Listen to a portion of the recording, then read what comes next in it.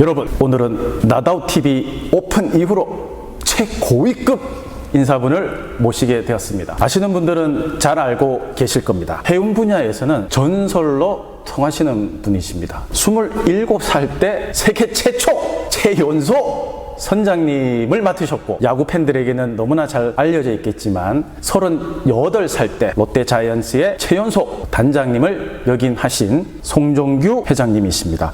많은 분들이 알고 계시겠지만 단장님의 이력은 상당히 화려하면서도 이채롭습니다. 도선사라는 직업을 알고 계신지 모르겠는데 국내 직장인 직업 만족도에서 1위를 다투는 직업이 바로 도선사인데요. 회장님은 도선사로 일을 하시다가 여러분들 잘 아시는 필승 전략 롯데자이언츠 탑 시크릿 이 책을 쓰시고 롯데 신준호 구단주로부터 연락을 받고 롯데자이언츠의 또 단장님이 되시기도 한 그런 이력을 갖고 계십니다. 얼마 전에는 이대호도 2군으로 보낼 수 있어야 된다, 이런 소신 발언으로 야구 팬들의 또 많은 호응을 받기도 했는데요.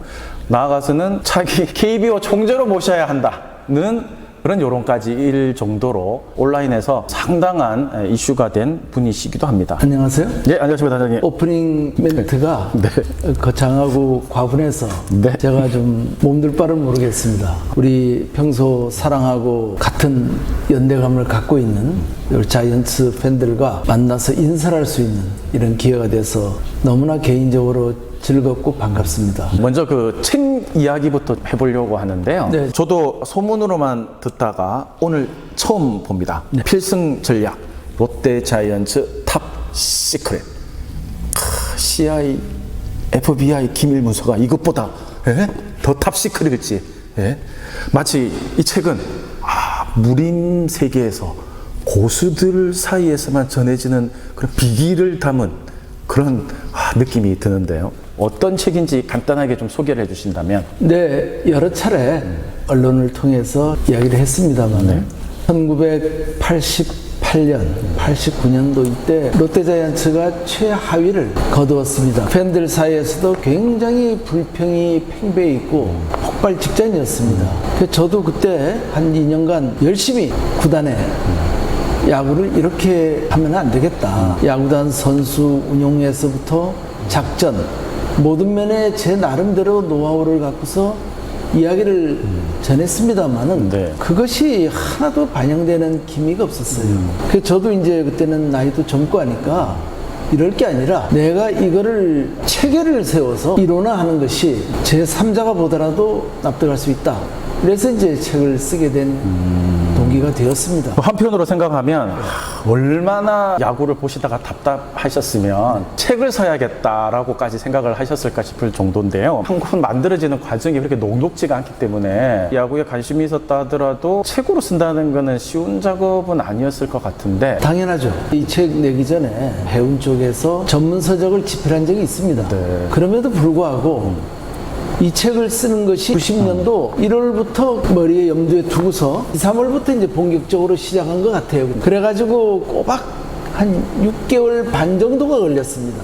하루 종일 썼다고 해도 과언이 아닐 정도로 참 힘든 작업이었습니다. 그리고 지금은 이제 모든 자료 같은 것이 인터넷에서 이렇게 찾아보면은 쉽게 접근할 수가 있었는데 그때는 한국에 이런 데이터가 축적된 게 없었습니다. 기껏 해봤자 3개 스포츠 신문, 일간스포츠, 스포츠서울, 스포츠조선 기사를 전부 스크랩을 한 1년치 해가지고 그걸 보면서 예를 들어서 공필성 선수가 뭐 몇 타석 몇 안타의 시츄에이션별로 어떤 결과를 만들었다, 이런 거를 일일이 확인하고 대조를 하는, 또 지금은 이제 컴퓨터로 워딩하면 되는데 그 당시에는 일일이 원고에다가 수기로 했습니다. 그러다 보니까 쓰다가 또 다시 찢어버리고 다시 쓰고 이런 작업을 하다 보니까 시간이 상당히 오래 걸렸고, 쓰고 나서의 그 느낌은 시원한 것도 있었지만 두 번 다시 책 써서는 안 되겠다. 네. 이런 생각을 했습니다. 지금 이 앞에도 참고하시고 보셨던 책들이 많이 나와 있는데 네. 책이 처음 나왔을 때 주변 반응이 일본 책을 뺏겼다라든지 네. 외국 서적을 짜집기 한 거 아니냐, 네. 무시하려고 하는 시도도 좀 있었다고 들었는데. 네. 저는 사실 뭐 한편으로는 이해도 하죠. 왜냐하면 그쪽에 무명 인사가 어느 날 갑자기 최고 지존인 것처럼 자기들이 볼 때는 들어보지도 못한 데이터 야구를 한다든지 이상한 얘기를 많이 하니까 응당 그런 얘기가 나올 수밖에 없죠.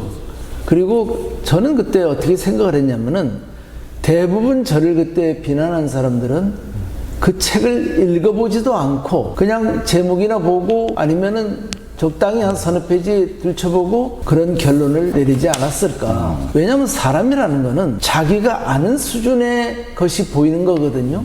우리가 같은 사물을 보더라도 전문가가 보는 거하고 아닌 사람이 보는 거하고는 하늘과 땅 차이입니다. 전문가들이 그런 얘기를 했다면은 그 사람은 야구에 대한 어떤 지적 토대가 없다고 봐야죠. 그거는 그냥 기계처럼 나와서 야구 자체를 이해를 못한 사람이고, 야구인 중에서 그거를 인정을 한 사람도 있었지만 인정을 대놓고 하기에는 자존심이 많이 상하셨죠. 그리고 그쪽의 분위기 전체가 용감하게 나는 그 책이 참 대단한 책이다, 우리가 한번 들어볼 필요가 있다, 이런 얘기를 하는 것이 다수 의견이 아니고 소수 의견이 되다 보니까 말들을 안 했을 따름입니다. 그 당시 한국야구위원회 김용일 전 사무총장님이 계셨습니다. 그분은 일부러 이제 저를 만나서 제가 쓴 책에 대해서 많은 찬사를 늘어놓으시고 관심을 보였습니다. 그리고 지금은 이제 고인이 되셨지만은 얼마 전에 돌아가신 천일평 선생, 또 스포츠 서울에 계시던 이종남 대기자, 이런 분들은 일찌감치 저를 인정을 했어요. 단장님 좋은 책 쓰셨네요, 이렇게 얘기를 하는데 대부분 내 앞에서는 뭐 비난한 적을 본 적이 없습니다만, 비난한 것으로 나중에 들었던 사람들은 지적 수준이 떨어지는 분들, 겉핥기식의 내용을 아시는 분들, 그 사람들 볼 때는 저 사람은 야구선수 출신도 아닌데 자기가 무슨 야구를 아느냐 하는 그런 배타적인 마음이 너무 강했기 때문에 인정을 하고 싶지 않았던 겁니다. 저는 뭐 그 문제에 대해서는 크게 개의치 않습니다. 왜냐하면 결국 무지의 소산에서 일어난 거니까요. 자, 이 책이 나오기 전에 단장님께서는 야구 팬으로 롯데 자이언츠의 그 문제점 같은 거를 구단에 전달하는 그런 노력도 하셨다고 들었는데, 구단에서는 야구 팬들의 그런 목소리가 탐탁지 않게 받아들였을 수도 있을 것 같은데, 구단의 반응은 어땠을지 좀 궁금합니다. 구단의 반응은 표면적으로는 네, 잘 알았습니다, 이야기해 보겠습니다, 이렇게 정중했습니다. 그런데 그건 그냥 인사치레였습니다. 제가 야구단에 들어와 보니까 그 전화를 받는 사람들의 직급들이 여직원들 아니면 들어온 지 얼마 안 되는 남자 직원들, 이런 사람들이 주로 받다 보니까 실질적으로는 그런 안목도 없었고 이야기할 만한 그런 위치도 아니었습니다. 그리고 야구단에 있으면 이런저런 이유로 스트레스를 많이 받습니다. 그러니까 다들 좀 피곤한 분위기에서 그런 얘기가 전부 간섭으로 들리거든요. 이러니까 이제 그게 호의적으로 안 들리죠. 그러니까 그런 옥석을 구분 못하고 다 그냥 사장시켰다고 저는 생각을 합니다. 책을 내시고 신준호 당시 구단주께서 책을 한번 좀 보자 해서 보시고 단장님까지 만남이 성사된 걸로 알고 있는데, 도대체 책에는 어떤 내용이 담겨 있는 겁니까? 책에는 그 당시에 자이언츠의 고질적인 문제점, 또 앞으로 상승 구단으로 나가기 위한 비전, 야구단의 방향성, 그리고 감독, 선수들에 대한 개개인 분석, 이런 것들이 주종을 이루고 있었습니다. 그리고 그때까지는 어떤 특정 분야, 특정 팀에 대한 How to Win이라는 이길 수 있는 방법, 이런 책이 없었습니다. 그러다 보니까 세간의 화제를 끌 수밖에 없었고, 신준호 부회장이 당시 구단주 대행이셨기 때문에 관심이 없을 수가 없었죠. 왜냐하면 롯데자이언츠는 그 당시 극성 팬들이 많아서 성적이 나쁘면 그 부회장님에게 많은 그런 항의 전화가 댁으로나 또 개인 모바일 폰으로 많이 갔습니다. 그러다 보니 이제 그분도 스트레스를 많이 받죠. 이제 좀 어떻게 성적을 중간 정도는 적어도 만들어야 안 되겠나 하는 그런 염원이 있습니다. 2년 전에 모 언론에서 기사 제목이 아주 도발적입니다. 롯데가 야구 못한다고 도선사 훈수까지 들어야 하나. 다소 좀 공격적인 제목의 기사가 만들어지기도 했었는데, 구단에서 조금 친한 매체나 기자를 통해서 이런 뭐 메시지를 흘린 거 아니냐, 뭐 이런 얘기도 있었고, 아니면 정말 그 기사를 쓴 기자의 소신일 수도 있는데 어땠습니까? 그 기사 보셨을 때 들었던 기분이 어땠을지 좀 궁금한데. 배경을 아셔야 돼요. 이 양반은 뭘 보고 그런 얘기를 했는지 모르지만 당시로 봐서는 이제 KBS 9시 뉴스에 나가서 3분 20초인가 저 거의 뭐 원민쇼 하다시피 얘기를 했습니다. 그거는 사실 올림픽 금메달리스트도 그런 대우를 거의 못 받았어요. 아주 특이한 경우였어요. 그런 야구에 대한 얘기를 한다면은 야구 해설가라든지 야구 감독 출신이라든지 소위 전문인들 아니면 뭐 그쪽에 저명한 저널리스트라든지 이런 사람들하고 대담을 했으면은 그 양반이 그런 소리를 안 했겠죠. 근데 제가 나가니까 그 사람은 저에 대해서 몰라요, 완전. 나도 그 사람 모르는 것처럼. 그러니까 그 사람이 생각할 때는 뭐야 이거 듣보잡 아니냐, 도선사가 뭐 하는데. 이 사람은 도선사도 몰라요. 도선사라는 그 직업이 얼마나 우리나라에서 중대하며 얼마나 또 많은 노력을 해서 되는 직업인지조차도 모르는 사람이 이 사람은. 그러니까 그렇게 경박한 얘기를 했더라고요. 그러니까 자기가 볼 때는 아니 나도 나가서 못하는 그런 자리에 질투도 있었겠죠. 사람으로서 질투라는 건 항상 있으니까 질투, 시기 뭐 여러 가지가 있죠. 사실은 뭐 지나간 얘기를 물어보시니까 말씀드리지만 이미 그 당시에 판정이 나왔습니다. 아마 댓글의 95%는 저를 열렬히 지지하고 한 5% 정도? 그건 5%도 안 될 거예요. 그러면 이미 판정은 나온 거예요. 넉아웃으로 그 사람이 진 겁니다. 단정적으로 얘기하면 뭐 말할 가치가 없다. 기자로서 틀린 소리를 했다. 이게 드러난 겁니다. 그러니까 제가 코멘트할 건 없지만 그분은 전제가 틀린 데서 자기의 주장을 펼친 겁니다. 뭐냐면은 제가 도선사가 아니잖아요. 일개 도선사를 왜 불렀겠습니까? KBS 한국 공영방송입니다. 또 A채널 거기도 동아일보를 배경으로 한 나름대로 인류사라고 생각하는 데입니다. 그러다 보니까 저를 부를 때는 연유가 있는 거예요. 30년 전에 야구계에 없었던 인물이 들어가서 야구단을 우승을 시켰다.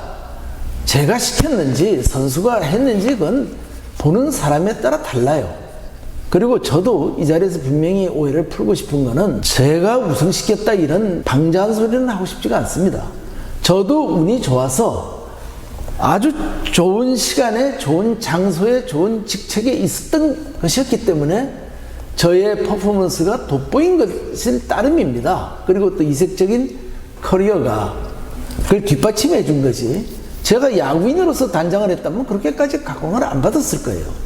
거기다가 제가 그 당시에 필승 전략 롯데자이언츠라는 책의 내용이 30년 전에 야구 커뮤니티에서 인구의 회자될 정도로 대단했던 모양입니다. 저도 몰랐어요, 그걸. 그러니까 그게 신기하니까 아, 이런 사람은 무슨 얘기를 하나 좀 특이한 눈으로 보자. 그리고 뻔하지 않습니까? 야구계에 있는 분들을 불러다가 얘기를 시키면은 여러 가지 지연, 학연, 안면 이런 것 때문에 올바른 얘기를 못하죠. 아, 친구 보고 욕할 수 있겠습니까? 그러면 거기서 들을 게 없는 거예요. 이것 빼고 저것 빼고 하면 그럼 뭐하러 얘기합니까? 개인적으로는 이대호는 저희 30년 고등학교 후배입니다. 또 몇 번 본 적도 있어요. 같이 사진도 찍은 적도 있고 또 제가 굉장히 개인적으로는 높이 평가하고 좋아하는 후배입니다. 그런데 그거를 신랄하게 얘기하기 위해서는 냉철하게 얘기할 수밖에 없었어요. 왜냐면 그쪽에서 요구하는 게 정확한 진단 아닙니까? 단장으로서 진단을 요구하는데 총동창회 상임 부회장으로 듣기 좋은 소리를 해준다는 건 그건 KBS와 야구팬을 우롱하는 행동입니다. 그 비싼 전파료에 들으나 마나한 얘기 왜 하겠습니까? 그래서 얘기를 한 거예요. 근데 그걸 그렇게 얘기한 거는 KBS 방송국을 모독한 거 아닙니까?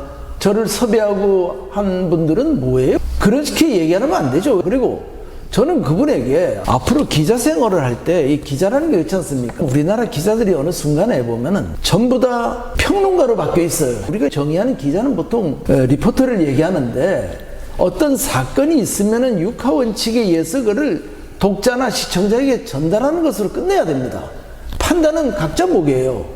근데 우리나라는 자기가 이리 가고 싶은 쪽으로 기사도 좀 적당히 만들고 무슨 독자의 반응, 누구의 반응해가면서 자기의 그 아바타들만 나와서 떠들게 만들거든요. 그는 페어한 게 아니죠. 그러면 그 기자가 팩트만 얘기해도 돼요. 아, 그때 이러이러해서 이 양반이 나와서 얘기했다. 이러면 각자가 볼 때 왜 이런 사람을 불렀지? 그건 시청자들의 몫이지 자기 몫이 아니잖아요. 자기가 뭐라고 절대적인 심판관처럼 나와서 되니 안 되니 이 사람은 자격이 있니 없니 그런 소리를 합니까? 왜 이 사람은 나에게 자갈을 입에 넣는 겁니까? 말을 못하게. 그러면 일반인들이 정치에 대해서 말을 못합니까?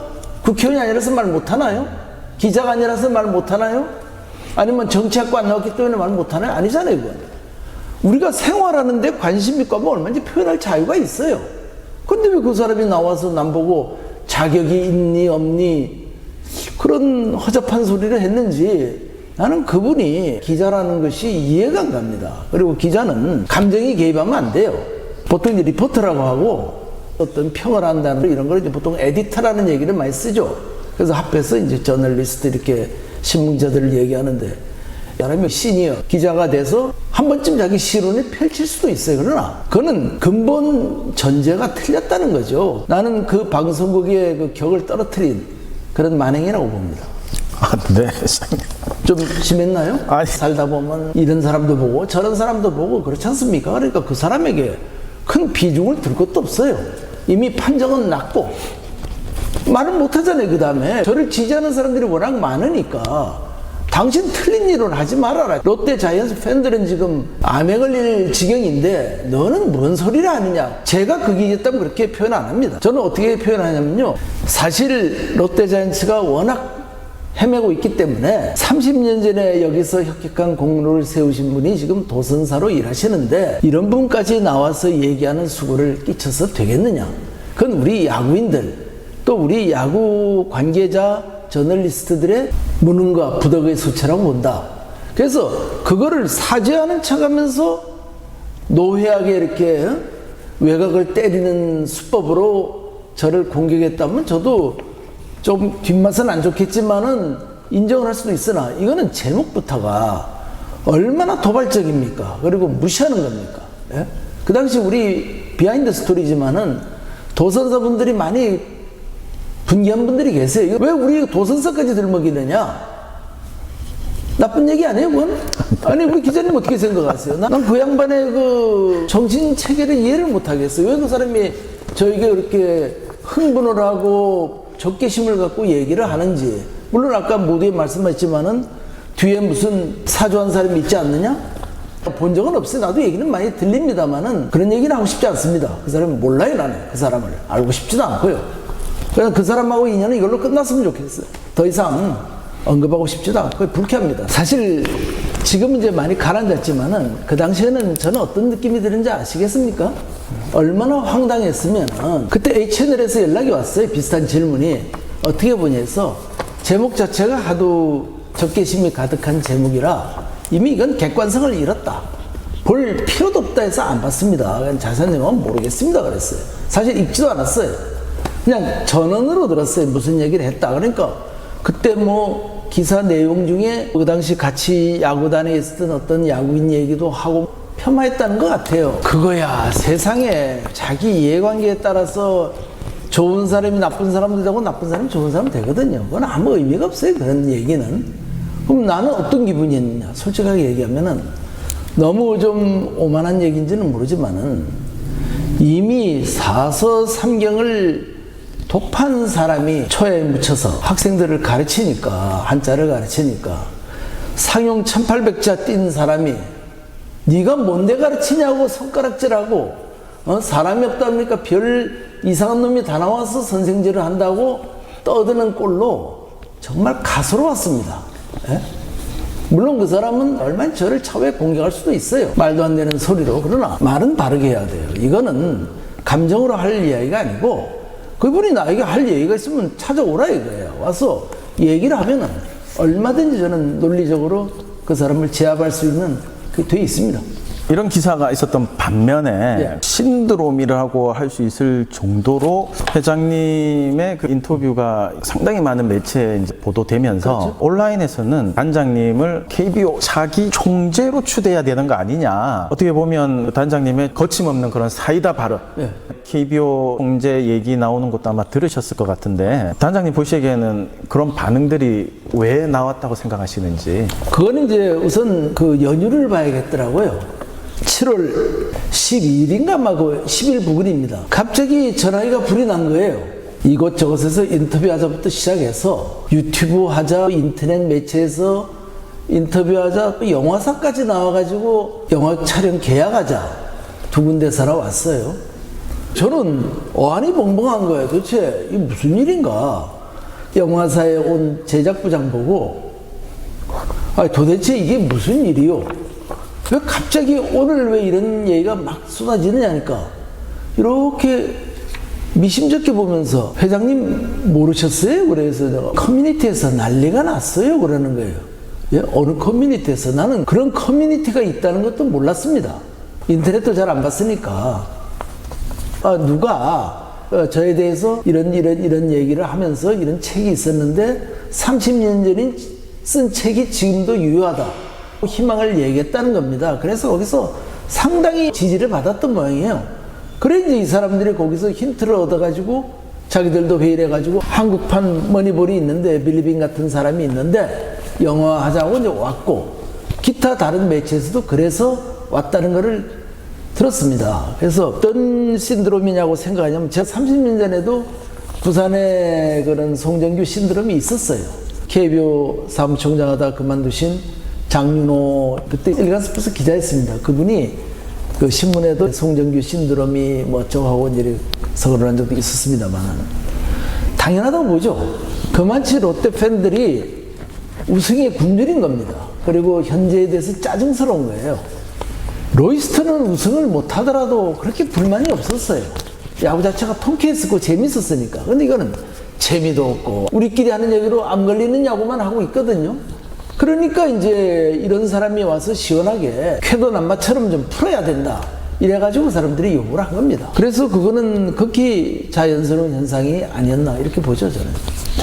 단장님께서는 그러면 지금 KBO나 프로야구단, 특히 롯데자이언츠 야구단 같은 경우에 야구 팬들을 위한 운영을 잘 하고 있다고 보시는지 아니면 좀 아쉬운 부분이 많다고 보시는지. 저의 입장에서 당연히 전부 함량미달이라고 보이죠. 그러나 그것도 뭐 다 나름대로 그 한계가 있죠. 왜냐면 지금 롯데자이언츠 경영하는 분들에게 충분히 자본을 대주고 자네들이 해보고 싶은 대로 해봐라 해서 못했다면 욕을 할 수가 있지만은 그쪽의 내부 사정을 모르지 않습니까? 그룹에서 얼마나 지원을 하는지 제한이 있는지 그런 걸 모르는 입장에서 제가 이러니 저러니 얘기하는 거는 사실은 좀 무리가 있고 그분들에게 신뢰가 될 수가 있어요. 그래서 가급적이면은 그런 거는 완곡하게 표현하고 싶고 KBO 같은 경우는 그렇습니다. 옛날에는 KBO 총재하면은 상당히 느낌이 좀 중량감들이 있었어요. 또 실질적으로 그룹 오라들을 좀 정치적인 영향으로 지배한달까? 그런 인플루언스가 있었기 때문에 큰 일도 좀 풀고 한 그런 느낌이 듭니다만은 최근에 들어서 이제 경제인들이 이렇게 하다 보니까 너무 오너들 위주의 그 운영이 좀 눈에 보이고 또 너무 무사한 일. 새로 되신 분은 얼마나 하실지는 모르지만은 어떻게 하실지 모르기 때문에 그분에 대한 평이 아니고 전반적으로 현상 유지하려는 모습이 보이고 또 구단의 오너나 사장들도 옛날 같은 그런 파워를 안 들이는 것 같아요. 그러니까 KBO 총재가 뭘 해보려고 해도 잘 안 되는 거죠. 예산이 따라주고 또 야구단에서 전폭으로 지지를 해주고 이래야 뭐가 되지. 그쪽에서 협력을 안 하고 돈 아끼자 하는데 뭘 하겠습니까? 이렇게 밖에서 피상적으로 보입니다. 네. 자세한 내용은 모르겠어요. 네. 잘 하시고 계시겠죠 그냥.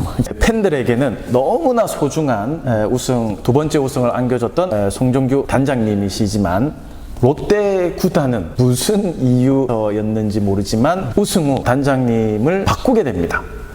자진 사퇴라는 형식을 빌렸지만 그 이면에 또 다른 이야기가 있는 걸로 알고 있는데요. 그 이야기는 다음 편에서 깊게 한번 들어보도록 하겠습니다.